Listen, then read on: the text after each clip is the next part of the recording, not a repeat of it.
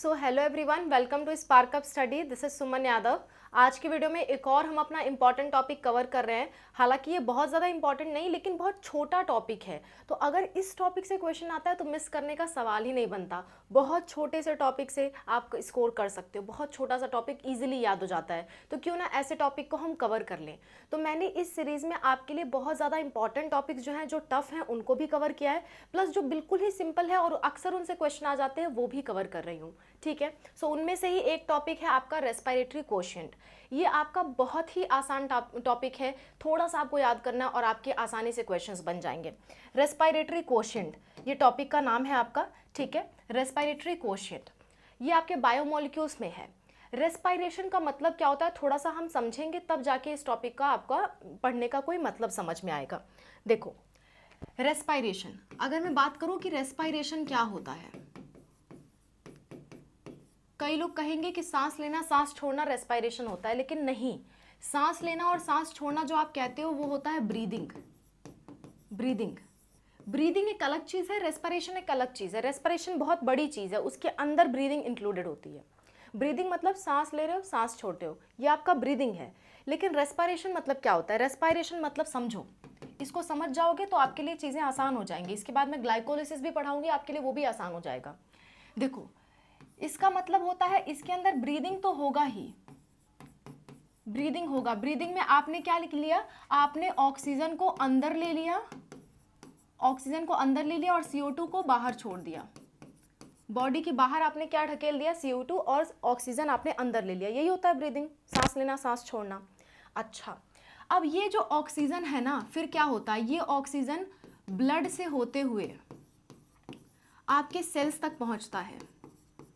ये oxygen blood से होते हुए आपके सेल्स तक पहुंचता है और वहां ये ऑक्सीजन जाके क्या कम करता है? वहां ये ऑक्सीजन जाके इनसाइड सेल्स ऑक्सीजन के प्रेजेंस में क्या होता है? ग्लूकोज टूट जाता है, ग्लूकोज ब्रेकडाउन होता है, ग्लूकोज ब्रेकडाउन। और ब्रेकडाउन होके हमें क्या मिलती है? ATP, एनर्जी मिलती है, एनर्जी।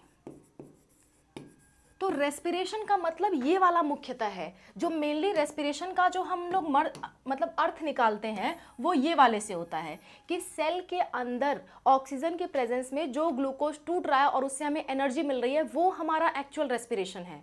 हम ऑक्सीजन इसीलिए ले रहे हैं। ऑक्सीजन क्यों हमारे लिए ज़रूरी है? कभी पूछा आपने खुद से कि सांस लेना, ऑक्सीजन लेना क्यों हमारे लिए ज़रूरी है? इतना क्या आवश्यक है? सांस लिए बिना क्यों मर जाते हैं हम? ऑक्सीजन लिए बिना क्यों मर जाते हैं? समझो बात को। आपकी बॉडी में जितने भी काम चल रहे हैं, उस काम को करने के लिए, मैक्सिमम से मैक्सिमम काम को करने के लिए आपका ATP की ज़रूरत पड़ती है। जैसे मान लो आप पढ़ाई कर रहे हो, आप ये मोबाइल से देख ही रहे हो, तो आपने डेटा भरवाया होगा। डेटा भरवाने के लिए आपको पैसे लगे होंगे। आप आज खाना खाए हो तो वो पैसे से आए होंगे। हर चीज़ के लिए जैसे पैसा ज़रूरी है आपके लिए, वैसे ही बॉडी के लिए ATP ज़रूरी होता है, एनर्जी ज़रूरी होती है। ATP मतलब एनर्जी। ATP मतलब क्या? ATP मतलब एनर्जी। तो एनर्जी बनाना बॉडी के लिए अनिवार्य है, उसके बिना वो रह ही नहीं सकता। और एनर्जी कैसे बनेगा?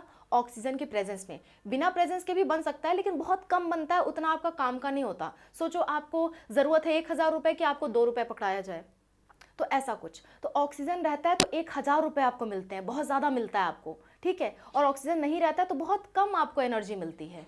ठीक है, इसीलिए ऑक्सीजन आपकी बॉडी के लिए बहुत ज़रूरी होता है, क्योंकि ऑक्सीजन के प्रेजेंस में जब ग्लूकोज टूटेगा ना, तो उससे जो पैसे मिलेंगे आपको बहुत ज़्यादा मिलेंगे, एनर्जी बहुत ज़्यादा मिलती है। तो यही ऑक्सीजन के प्रेजेंस में ग्लूकोज का टूटना ही आपका एक्चुअल रेस्पिरेशन कहलाता है। अब बात समझ में आई रेस्पिरेशन क्या है?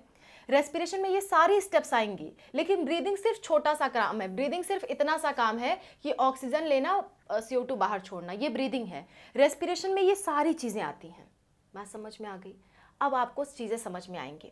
अब देखो, सिर्फ ग्लूकोज नहीं, कोई भी मतलब ऐसा चीज़ जिसका रेस्पिरेशन हो सकता है वो टूटेगा। तो वो चीज़ क्या क्या है जिसका रेस्पिरेशन हो सकता है? वो चीज़ें क्या क्या हैं जो टूट सकती हैं ऑक्सीजन के प्रेजेंस में? एक तो आपका ग्लूकोज, वो हम पढ़ चुके कि ग्लूकोज टूटता है, प्लस आपका फैट भी होता है, फैट, और आपका प्लस प्रोटीन भी। प्रोटीन से भी टूटने से हमको एनर्जी मिल सकती है। ये 3 चीज़ होते हैं हमारी बॉडी में। ग्लूकोज कई तरह, मतलब एक पूरी बड़ी फैमिली है कार्बोहाइड्रेट, जिसके अंदर बहुत कुछ आता है, ग्लूकोज, फ्रुक्टोज, सुक्रोज, बहुत सारी चीज़ें आती हैं। तो ग्लूकोज की जगह कभी कभी आपको कार्बोहाइड्रेट भी देखने को मिलेगा। कार्बोहाइड्रेट। बात समझ में आ गई?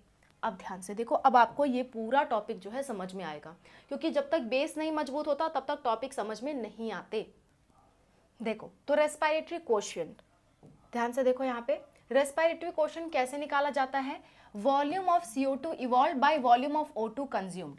जितना ऑक्सीजन कंज्यूम हुआ वो ग्लूकोज को तोड़ने में, उसको नीचे हम रखेंगे और ऊपर रखेंगे जितना CO2 निकला।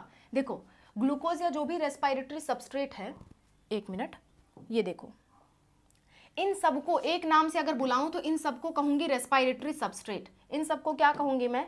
इन सबको मैं कहूंगी रेस्पिरेटरी सबस्ट्रेट, मतलब जिसका रेस्पिरेशन हो सकता है, रेस्पिरेटरी सबस्ट्रेट। तो अगर कहीं रेस्पिरेटरी सबस्ट्रेट लिखा हो, इसका मतलब जिस चीज का रेस्पिरेशन हो सकता हो। इसके अलावा ऑर्गेनिक एसिड भी होता है, ऑर्गेनिक एसिड इसका भी हो सकता है, ठीक है, ऑर्गेनिक एसिड। तो इन सबको हम कहेंगे रेस्पिरेटरी सबस्ट्रेट, मतलब इनका रेस्पिरेशन करने से हमें एनर्जी मिलेगी। तो जब इनका जो है मतलब रेस्पिरेशन होता है तो ऑक्सीजन लगता है और बाहर क्या निकलता है? CO2 बाहर निकलता है। तो वही चीज़ हम रेस्पिरेटरी कोशिएंट से मेज़र करते हैं कि किसी रेस्पिरेटरी सबस्ट्रेट को ब्रेक करने में, एनर्जी उससे निकालने में कितना CO2 बाहर निकला और कितना कम O2 कंज्यूम हुआ। बात समझ में आ गई? तो it depends on type of respiratory substrate. यहाँ पे लिखा है ना, ये टाइप पे डिपेंड करेगा कि RQ की वैल्यू क्या आएगी। एक तरीका है मापने का कि किससे कितने ज़्यादा एनर्जी निकल सकती है, एक तरीका है मापने का। वो मापने के तरीकों को हम रेस्पिरेटरी कोशिएंट कह रहे हैं, और इसका ये फॉर्मूला है, फॉर्मूला याद कर लो, ठीक है। कितना CO2 बाहर निकला और कितना O2 कंज्यूम हुआ, ठीक, ये रेस्पिरेटरी कोशिएंट होता है। तो रेस्पिरेटरी सबस्ट्रेट जो है वो आपका क्या है, वो मतलब डिपेंड करेगा रेस्पिरेटरी सबस्ट्रेट के टाइप पे कि RQ कितना होगा। तो वही वैल्यू हमें याद रखनी है। क्या? RQ अगर 1 है तो इसका मतलब वो चीज़ कार्बोहाइड्रेट है। रेस्पिरेटरी सबस्ट्रेट क्या है? कार्बोहाइड्रेट। कार्बोहाइड्रेट के लिए RQ वैल्यू 1 होता है। सो इसका कहने का मतलब है कि RQ में मान लेते हैं 3 CO2 इवॉल्व हुआ तो 3 ऑक्सीजन लगेगा, यानी कि जो जितना CO2 इवॉल्व उतना ही ऑक्सीजन लगेगा, तब तो कट करके पूरा 1 आएगा, है ना। तो यहाँ पे दिखा है equal amount of CO2 evolve and O2 consumed. ऐसा किस में होता है? कार्बोहाइड्रेट में होता है। ये आपको याद रखना पड़ेगा। अगली बात यहाँ पे देख लो, ये आपका यहाँ पे दिख भी रहा है ग्लूकोज। ये आपका क्या है? ग्लूकोज है। ग्लूकोज में 6 O2 लगे तो 6 CO2 निकला, यानी कि 6/6 करोगे तो काट पीट के 1 आएगा आपका आंसर। समझ गए? ये आपको याद करना पड़ेगा, वेरी वेरी इंपॉर्टेंट, कि कार्बोहाइड्रेट में RQ क्या होता है? 1 होता है। ऐसे ही सिमिलरली फैट में RQ क्या होता है? 0.7। प्रोटीन में RQ क्या होता है? 0.9। कई लोग इसको भूल जाते हैं, कभी 0.9 यहाँ कर देंगे, कभी यहाँ कर देंगे। तो याद करने की ट्रिक बता रही हूँ यहाँ पे। ट्रिक क्या है? P आप ऐसे लिखते हो ना, P को उल्टा कर दो, लेकिन P को अब से ऐसे लिखो। तो ये क्या दिख रहा है? ये आपको 9 की तरह दिख रहा है, 9 की तरह।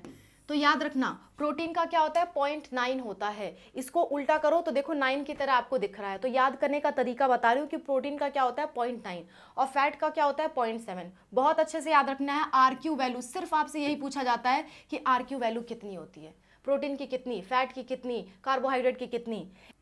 इसी तरह से नेक्स्ट मैं आपको बता दूं एक और बात, ऑर्गेनिक एसिड, ये भी याद रखो। एक मिनट, ये मिटा देती हूं मैं। एक और चीज याद रखो, एक होते हैं ऑर्गेनिक एसिड्स। ऑर्गेनिक एसिड्स का जो RQ होता है वो मोर देन 1 होता है। ये भी आपको याद रखना है, ये भी आपका इंपॉर्टेंट पॉइंट है कि ऑर्गेनिक एसिड्स के RQ मोर देन 1 होते हैं। केवल 4 आपको याद रखना है। क्या? कार्बोहाइड्रेट का 1 होता है, ऑर्गेनिक एसिड का मोर देन 1 होता है, फैट और प्रोटीन का लेस देन 1।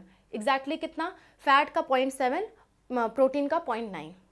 क्लियर है इतनी बात? तो कभी पूछ लेगा आपसे, ऐसे पूछ लेगा कि RQ वैल्यू फैट का ग्रेटर देन है प्रोटीन से, या फैट का ग्रेटर देन है कार्बोहाइड्रेट से। ऐसे कुछ ऑप्शंस दिए रहेंगे, उसमें से आपको चुनना होगा सही ऑप्शन कौन। तो आपको खाली वैल्यू याद रखनी है, और सिर्फ आपको क्या याद रखना है? ये फॉर्मूला याद रखना है कि volume of CO2 involve by volume of O2 consume. ये फॉर्मूला प्लस वैल्यू, आपका क्वेश्चन सॉल्व। इतना सा टॉपिक से आपका पूरा क्वेश्चन आता है इस टॉपिक से, ठीक है। एक और बात लिखी हुई है कि बॉडी कभी भी नहीं चाहती कि उसका फैट और उसका जो प्रोटीन है वो ख़त्म हो। तो नॉर्मली फैट और प्रोटीन कभी भी यूज़ नहीं किए जाते हैं, केवल और केवल क्या यूज़ होता है, कार्बोहाइड्रेट। तो नॉर्मल कंडीशन में RQ 1 रहता है, क्योंकि कार्बोहाइड्रेट का RQ क्या होता है, 1। नॉर्मल कंडीशन में हमेशा कार्बोहाइड्रेट यूज़ होता है। फैट और प्रोटीन बहुत विपरीत परिस्थितियों के लिए यूज़ होता है। जब आप बहुत एक्सरसाइज वगैरह करते हो तब आपका फैट गलता है, ऐसे नहीं गलता। और प्रोटीन तो भूखमरी की जब हालत आ जाती है तब आपका प्रोटीन गलना स्टार्ट होता है। बात समझ में आ गई? चलो फटाफट क्वेश्चन सॉल्व करते हैं। बहुत ही सिंपल सा टॉपिक था, नीट का PYQs हम सॉल्व कर रहे हैं इससे रिलेटेड, ठीक है। पहला क्वेश्चन आपकी स्क्रीन पे है, आप जरूर बताना आपके कितने आंसर सही हुए। फर्स्ट क्वेश्चन, रेस्पिरेटरी कोशिएंट और RQ is greater than 1 in which case? एक से ज्यादा किस में होता है, फटाफट बता दो, एक से ज्यादा किस में होता है? मैंने आपसे कहा था ऐसे ही क्वेश्चन आते हैं, चलो बता दो। जाहिर सी बात है ना, ऑर्गेनिक एसिड, ग्लूकोज में बताओ कितना होता है, ग्लूकोज में होगा आपका 1, फैट में होगा 0.7, फ्रुक्टोज में, फ्रुक्टोज भी एक तरह का कार्बोहाइड्रेट है तो इसमें भी क्या होगा, 1। जितने भी कार्बोहाइड्रेट है उसमें क्या होगा, 1 होगा। कार्बोहाइड्रेट में बहुत कुछ आता है, कार्बोहाइड्रेट में आपका सुक्रोज आता है, सुक्रोज आता है, आपका ग्लूकोज आता है, आपका फ्रुक्टोज आता है, आपका शुगर कह लो, शुगर आता है, ठीक है, माल्टोज आता है, सब कुछ क्या होंगे, माल्टोज, आपका लैक्टोज आता है। ये सब क्या है, ये सब आपका जिसके अंत में ओज ओज ओज ओज आ रहा है वो सारे क्या है, वो सारे आपके कार्बोहाइड्रेट होते हैं, सबका RQ 1 होगा। फैट का 0.7 होता है, फैट का 0.7, ऑर्गेनिक एसिड का more than 1, more than 1। Simple सा टॉपिक है, आसानी से इसे आप कवर कर सकते हो। अगला question, RQ respiratory quotient can be defined as volume of carbon dioxide evolve divided by volume of oxygen consumed. इसी तरह से ऑप्शन दे रखे, आप चूज करो कौन सा ऑप्शन सही। फॉर्मूला से क्वेश्चन पूछा गया है, फटाफट बता दो कौन सा क्वेश्चन सही। जाहिर सी बात है, यही तो हमने पढ़ा था, carbon dioxide evolve by oxygen consume, यही तो हमारा था वो वाला। यहाँ पे क्या लिखा है, carbon dioxide evolve equal to नहीं भाई, इक्वल कहाँ हमने पढ़ा, ऑक्सीजन इवॉल्व बाय, ये नहीं, ये नीचे रहता है, और बोथ ए एंड सी, ये भी गलत है। तो A option is your correct option, A option आपका सही ऑप्शन है, ए ऑप्शन। अगला question, the respiratory quotient of carbohydrate, फिर से वैसा ही सवाल, कार्बोहाइड्रेट का रेस्पिरेटरी कोशिएंट क्या होता है, फटाफट बता दो, कमेंट में जरूर लिख के बताना कितने आंसर सही हुए। 0.7 तो फैट का होता है। अच्छा देखो, बजाने के लिए अगर 0.7 के आगे 2 लिख देना तो मान लेना फैट का होता है ये, ठीक है, किसका होता है, फैट का। 2.7 यानी कि एक से ज्यादा है, ये किसका होता है, ऑर्गेनिक एसिड का। एक से ज्यादा कुछ भी लिखा हो क्या मान लोगे, ऑर्गेनिक एसिड का। ये 1.0 मतलब 1 ही होता है, ये किसका है, कार्बोहाइड्रेट का, कार्बोहाइड्रेट का। ये भी आपका 2.2 यानी कि एक से ज्यादा है, किसका होगा, ऑर्गेनिक एसिड का, ठीक है। तो कार्बोहाइड्रेट आपका करेक्ट आंसर चला गया 1 आपका कार्बोहाइड्रेट का होगा। सो सी इज योर करेक्ट ऑप्शन। चौथा क्वेश्चन आपके सामने, respiratory quotient is, respiratory quotient क्या होता है, फिर से फॉर्मूला आपको लिखना है, फटाफट बता दो, सिंपल सा सवाल है। RQ का वैल्यू क्या होता है, वीडियो रोक करके खुद आंसर करो फिर देखो। CO2 इवॉल्व मतलब कितना CO2 बाहर निकला, बाई O2 कंज्यूम, कितना O2 कंज्यूम हुआ। सो अगर आपको ये सब नहीं भी दे रखा है तो भी आपको दिख रहा है CO2 बाई O2, ठीक है। कभी कभी ऐसे शॉर्टकट में पूछ लेता है तो शॉर्टकट में ही आपको जवाब दे देना है, CO2 by O2। C option is the correct option, ठीक है। अच्छा last question, the respiratory quotient depends on, NEET 2018 का क्वेश्चन, रेस्पिरेटरी कोशिएंट किस पे डिपेंड करता है, the place in which respiration occurs, the type of respiratory substrate used during respiration, amount of ventilation, breathing surface, किस पे depend करता है, फटाफट बता दो। हमने पढ़ा ना, रेस्पिरेटरी सबस्ट्रेट अलग अलग है, कभी कार्बोहाइड्रेट है, कभी प्रोटीन है, कभी ऑर्गेनिक एसिड है, तो वैल्यू अलग अलग आती है। तो RQ किस पे डिपेंड करता है, रेस्पिरेटरी सबस्ट्रेट पे डिपेंड करता है कि उसकी वैल्यू क्या आएगी, ठीक है। So B option is your correct option. I hope आपको ये पूरा समझ में आया होगा। Thank you so much for watching. इस तरह की सारी इंपॉर्टेंट जो मतलब मैं टॉपिक्स कवर करा रही हूँ उसे आप ज़रूर कवर करके जाइए, आपको बहुत बहुत बहुत बेनिफिट होगा एग्जाम में, ठीक है। और आप लास्ट में एग्जाम दे के आइएगा तो ज़रूर बताइएगा आपका इनमें से कौन सा क्वेश्चन सॉल्व हुआ, जो 25 इंपॉर्टेंट टॉपिक से मैंने बताया है। ज़रूर उसके काफ़ी सारे क्वेश्चन आपको देखने को मिलेंगे उसी से रिलेटेड, ठीक है। Thank you so much for watching, wish you all the best for whatever you are going to do. Bye, take care.